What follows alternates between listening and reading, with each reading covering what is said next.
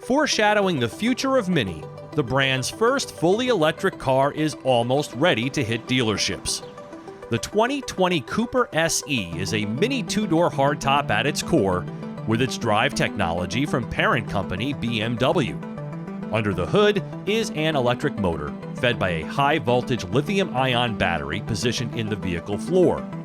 This setup lowers the center of gravity as compared with the gas-powered version, contributing to this model's even more agile handling, according to Mini. Luggage volume hasn't been compromised.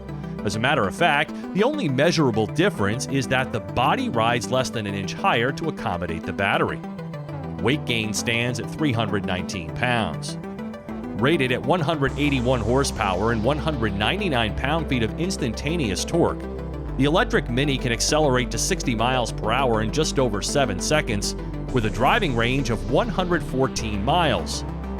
The charging unit allows an 80% charge to be achieved in 35 minutes via a DC fast charger, while of course, level 1 and level 2 charging is also permitted.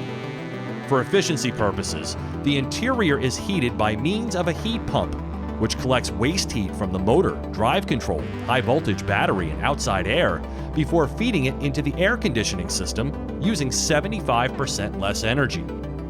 The eDrive screen provides information on the current flow of energy and the range, as well as offering ways of increasing the vehicle range by deactivating comfort functions. On the navigation map, it's possible to display a range circle that indicates the action radius depending on charge level.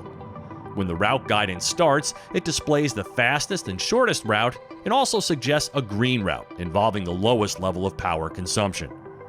The Cooper SE is available in 3 trim levels: Signature, Signature Plus, and Iconic, each including a specific combination of exterior finish, wheels, seat upholstery, and interior fittings.